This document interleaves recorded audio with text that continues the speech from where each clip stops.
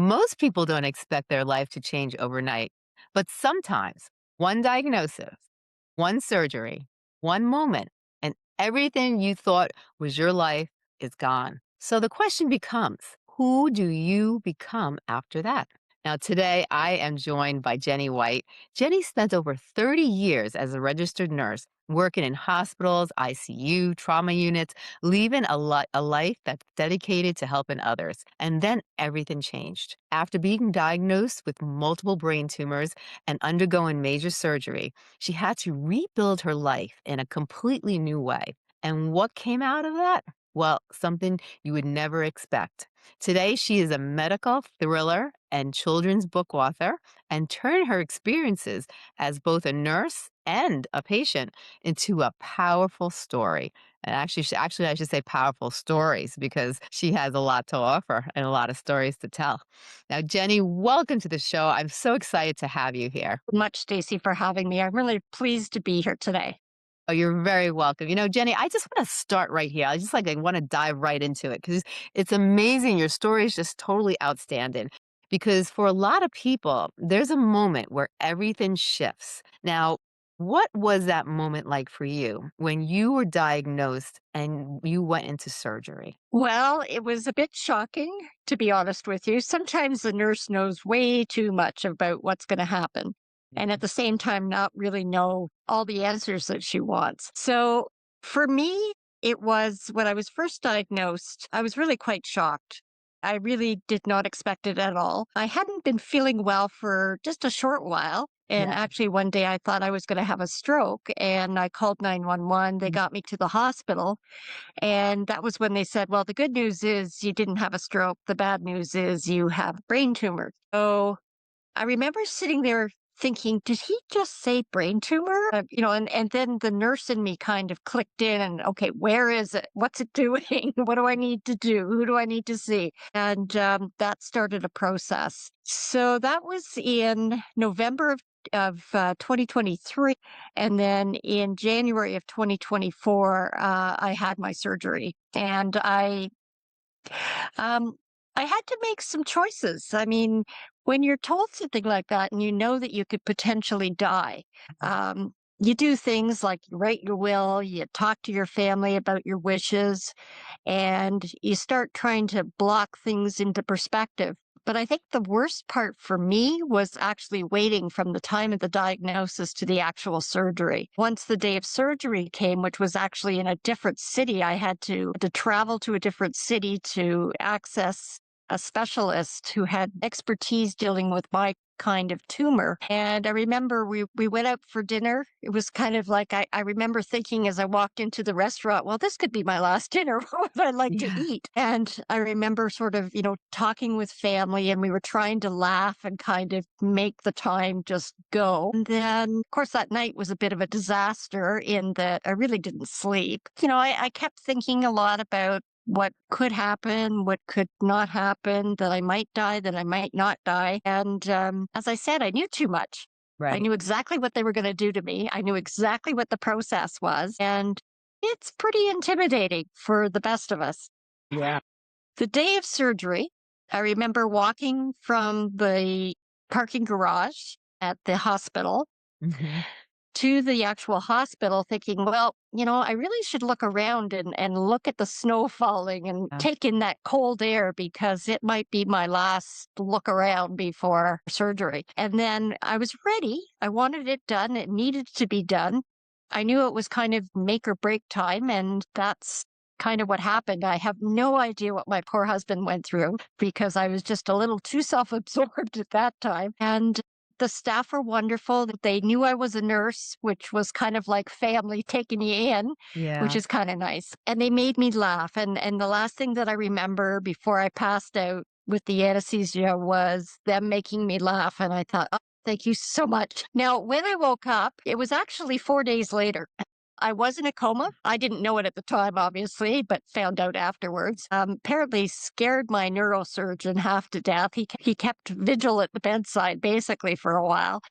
And when I woke up, I was in an ICU. I was on a ventilator. I was tied to the bed because I had tried to disentangle myself from the machinery and the IVs and the bandages and all of those things. And I remember waking up, looking around, going, okay, this kind of looks like an ICU. I kind of knew I'd been a nurse, but I didn't recognize the people at the end of the bed. I didn't recognize the man who was my husband. As the nurse in me knew that, okay, if he's here, he's someone important, but I don't know who you are. And that was scary. But I figured, okay, well, just go with the flow and see what happens. Yeah. Uh, yeah. Now it turns out that when I started speaking, I thought I was being very clear in what I was asking, but it was gibberish coming out of my mouth. So I did have to relearn how to walk and talk, which took some time. And my physiotherapist and my speech therapist became my new best friends even when I got home, and things progressed. So You that's kind of the journey. That's it's an amazing journey. It's a jaw-dropping journey. You lost your memory, your cognitive skills went down the tubes. When all this happened, like, what were you thinking? Like, what were you feeling? Like, that people don't usually talk about because this is dramatic. Well, I definitely was scared. I remember as I was lying in my hospital bed thinking, okay, I have a problem. First of all, people were saying to me that they couldn't understand me and be patient. It will come back in time. Keep trying. I know when I went to take my first few steps, it was daunting. It was like exhausting. Something so simple and so normal was just really challenging. I had to actually think about moving my legs and getting my feet in the right position and, holding on to people because I felt like I was going to fall Yeah. and all of those kinds of things. Not remembering was daunting. I remember thinking, hey, well, here I am. What am I Mhm. going to do? Yeah. Uh, Wow. You spent decades as a nurse. This wasn't, just a job for you. This was your identity. What mhm. happens when that version of you is suddenly gone because your memory was pretty much wiped out? You only remember like a third of what happened to you your entire life. What happens when your identity is gone and you're left with only a small portion? Yeah, it's frightening. I mean, there really is no other word for it. I remember when my husband brought me home, I remember looking at the house going, gee, I wonder where we are. I remember asking my nurses in hospital, what's my name? I couldn't remember my name. I couldn't remember my last name. I remember talking to my husband saying, do we have kids? I didn't remember the kids. Now, I did remember I had a dog and he never left my side, thank heavens, during my recovery, but very scattered memories and ideas. Wow. Now, did you feel like you had to rediscover who you were? Yeah, I did.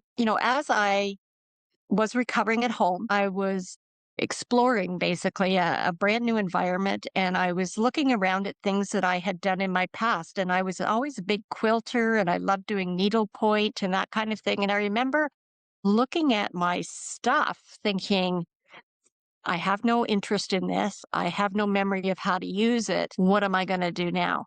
And that was when someone suggested, I think it was my speech therapist, suggested that I start to write things down. And it turned out that I was able to write. I was able to put my thoughts into words and put them on the paper. But when I went to speak, I was still just gibberish. There was no sentence structure. The words were scrambled. It made no sense. Oh my goodness. This is a part that really stands out to me is that everything that you went through, you didn't just recover, you rejuvenated yourself. But how important was writing in this whole process? Writing was really helpful for me. Sometimes, the exhaustion was there constantly. And that's one of the things with brain surgery is you tend to have this unexplainable exhaustion that just kind of sucks the life right out of you. Uh, So I would only write in very small sequences.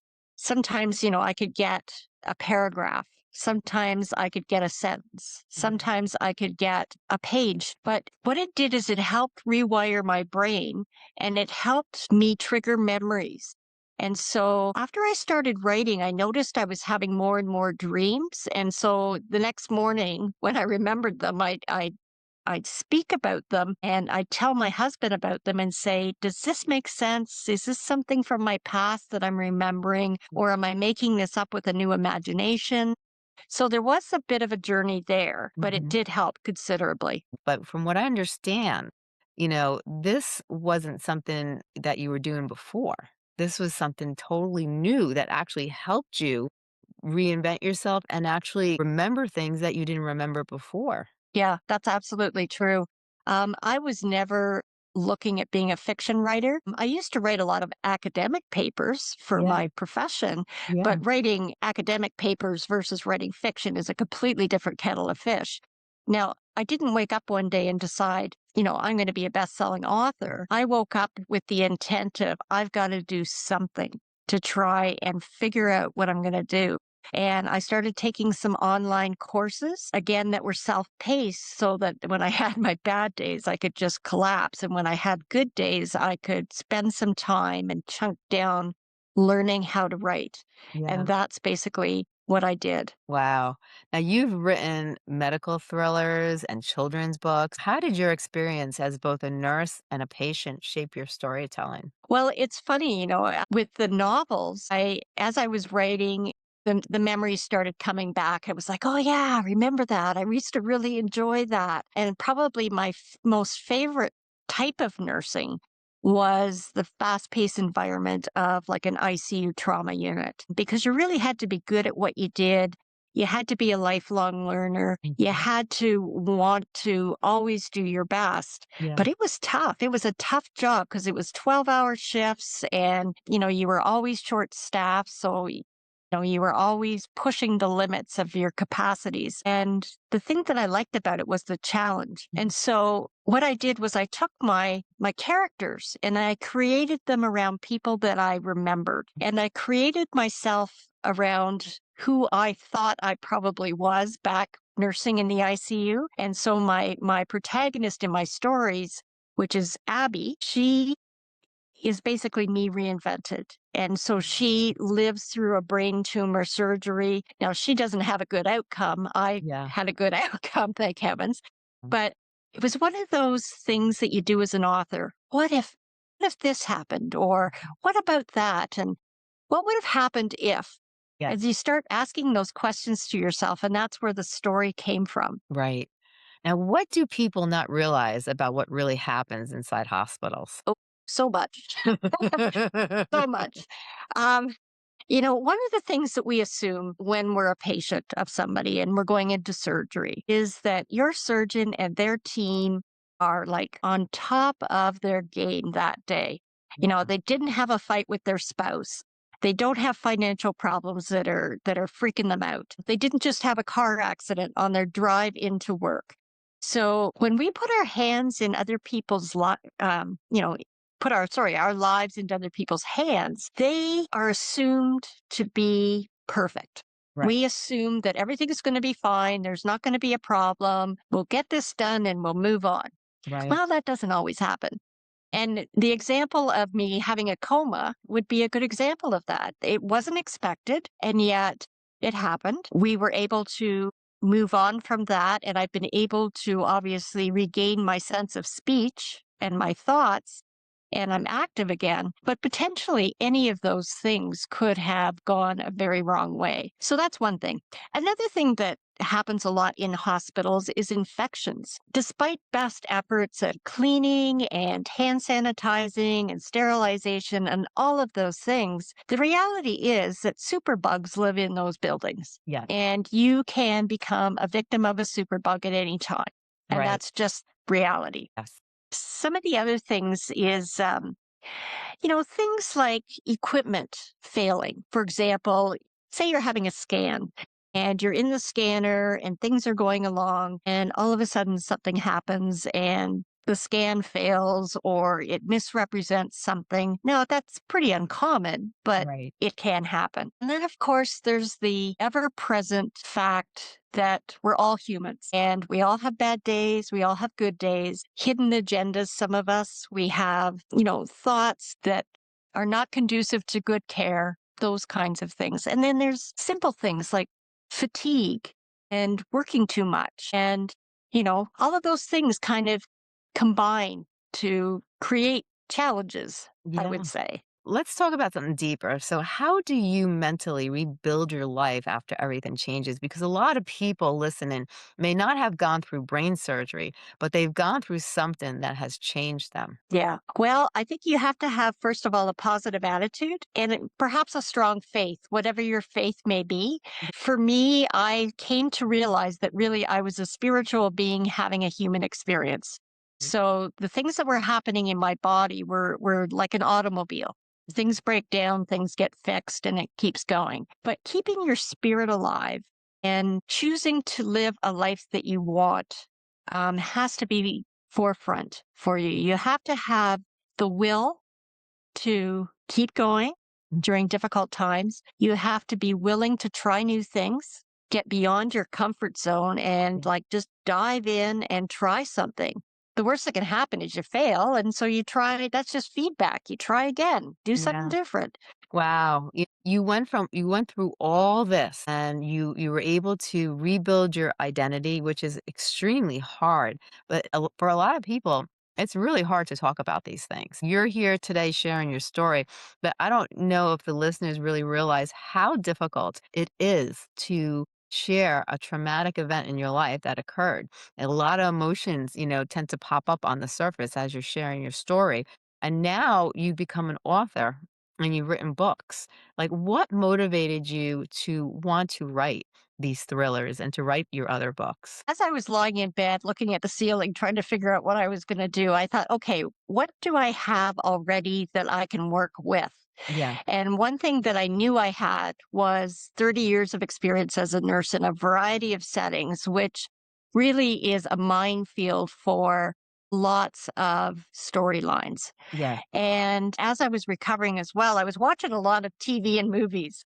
And I was thinking, some of these things that I'm thinking about and feeling would be really appropriate to be in a story Yeah. somewhere, either in a Mhm. book or a movie or a series. And it does help you stop and think Mm. about, could I do that? Would I be successful if I tried that? And that's kind of where it all came from. So I was lying there thinking, okay, time to come to some terms about, here are my limitations Yes. at the moment.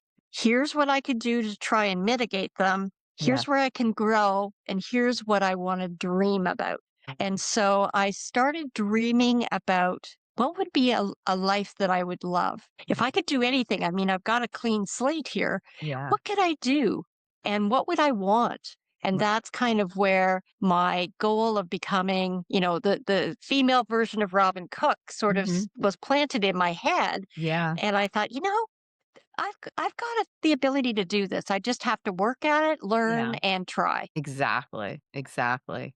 Now Yeah. tell us a little about your books. Okay, so I'm actually writing a series of thrillers.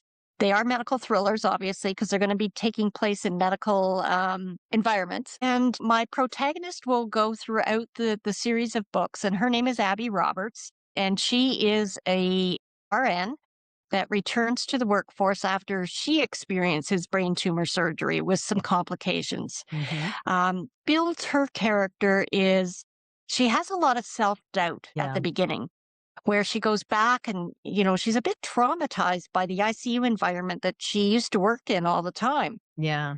All the noises and the smells and the people and the activity, it's quite overwhelming for her. And she starts to wonder, do I have what it takes to come back? Or Right. am I brain damaged and really shouldn't be here? And so the course of the story is her awakening to the fact that she's got some challenges. She's taking some risks. She's risking others' lives by being Yeah. there. And in the first book, she ends up actually having to work alongside the neurosurgeon who messed up her surgery. So that kind of adds a whole different level of conflict to her Yeah. story as she tries to come back. Wow. That sounds Yeah, amazing. Where yeah. where can people find these books? Okay, so actually, the books have been published by Friesen Press, and they are available everywhere in all bookstores, online on Amazon, Friesen Press, Kobo. We've got an ebook, a paperback, and a hardcover, and I'm currently working on the audiobook, so it will be available soon. Now these series, do they come, like, in a packet, or have you just written a few of them so far that are available?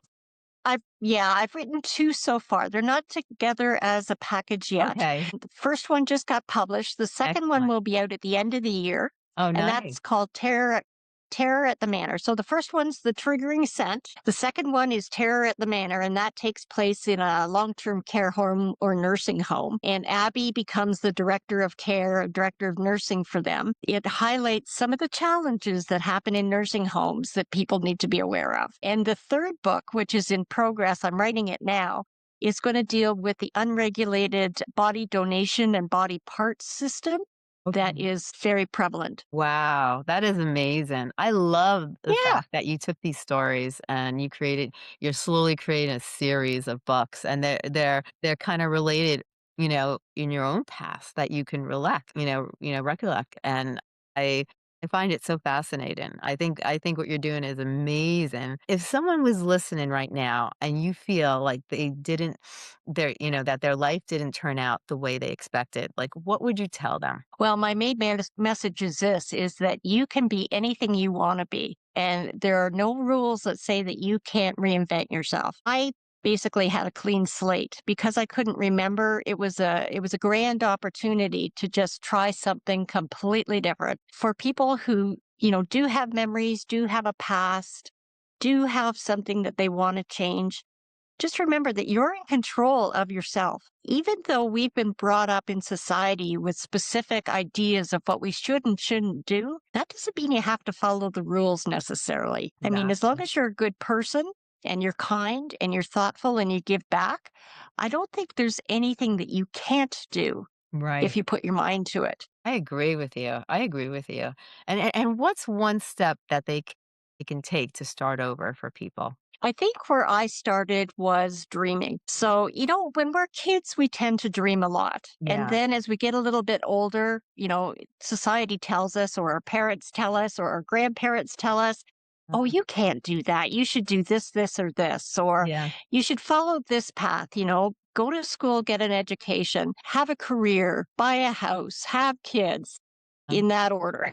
Right? Well, things have changed. You don't have to do it that way. So if you stop and you think to yourself, what would I really love? If I could have anything, Yeah. what would I love? Then you can start to create a path by creating pictures in your mind of what you want. Right. And then just taking small steps every day to get you to the direction of that dream.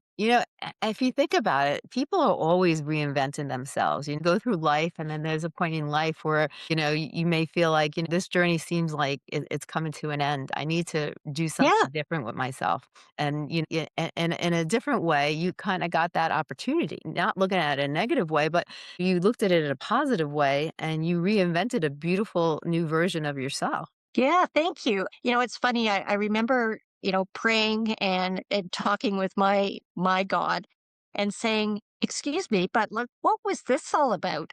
And the intuition that kept coming back was, "You weren't listening. Mm. You're not done yet. There's more that you need to do." And it Yeah. was like he rebooted my brain Right. and just it basically forced me Yeah. to reinvent myself. I love that. Now, everything that you've been through, what does life mean to you now? Well, life has always been precious to me. I mean, I have seen so much death over my professional life, held hands, comforted people, been the one that turned off the ventilator and those kinds of things with the family at the bedside.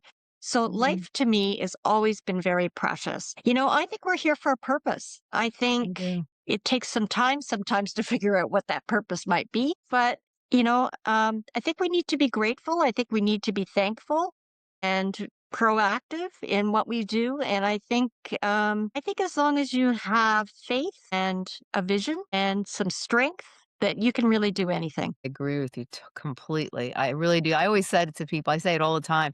I feel like we're in boot camp, and we're here for a reason. We're here. These challenges are to make us stronger and to make us more knowledgeable. And I think there is something on the other side awaiting us. What it is, I don't know, but I definitely Yeah. think that we are here for a purpose. And to me, it's just Yeah, like a learning purpose, like, we go through all these obstacles in life, everybody does, everybody has a story, and, learn from our story, we take from our story, and we can give back, and that's absolutely. what I find the people who give back get the most, satisfaction and just being able to help others, like you telling your story. I'm sure you're touching hundreds of people out there. Absolutely. Absolutely. It's really important. And I think the way you look at the world in general, you have to have a very positive outlook Yeah. that, yeah, there's some challenges out there for sure, Mhm. but that you can be part of the contribution to the good part Yeah. of life. And if you look at things in a positive way, you can't help but build positivity around you and to Yes. help others. Yeah. 100%, 100%. Now can you tell people where they can find you? Yeah, I have a website. I'm actually in Ontario, Canada. For those listeners who might be in Canada, I'm a local girl, and I have a website. It's www.jennywhite.ca. Now, there are a couple of Jenny White authors out there, so just make sure you get the right one. One writes historical fiction, and I write medical thrillers. So quite a difference. Yeah. So that's where you can find me. I'm going to be doing some other podcasts as well, and hopefully at some point become a speaker and share some of my messages around the world. I love that, I love that. Once again, for people who, wanna purchase your book or check your book out, Yeah. tell them again what the title is. Yes. So the debut novel is called The Triggering Scent, and that can be found on Amazon on, well, 40 different platforms. So I'm not going to go through them all. So you Mhm. should be able to find it. I love it. I love it. And for the listeners out there, I want you to remember sometimes life doesn't go the way we planned, but that it doesn't mean it's over. That sometimes it's just the beginning of something we never expected. And you're a trooper and you're an example of that. You've been through so much in your life and you didn't stop. You didn't stay stuck in life. You didn't have the self-pity party. What you did is you took that opportunity to reinvent the new you. And, you've done a wonderful job doing that. And now you not only did you reinvent the new you, but you're helping so many people through your story and through your message. Great. I really, really admire that. And I love when I see people, it's horrible that we have to go through trauma, but I love when I see people use their experience to help others. And I really admire what you're doing, and I admire you as a person, and I think you have tremendous resilience, and you are just a wonderful person inside and out, and I thank you so much for being on the show and just for being you, and your story is truly amazing. I just hugs out to you. Thanks so much. I really appreciate that. And, just for the people out there who are struggling, there is light at the end of the tunnel, and it's okay to ask for help and it's okay to charter your own journey. Just keep going. Exactly, 100%. Well, thank you so much, Jen, for being on the show. I Thank you. appreciate you. My pleasure. You have a Great. you have Thank a you. great day. You're welcome.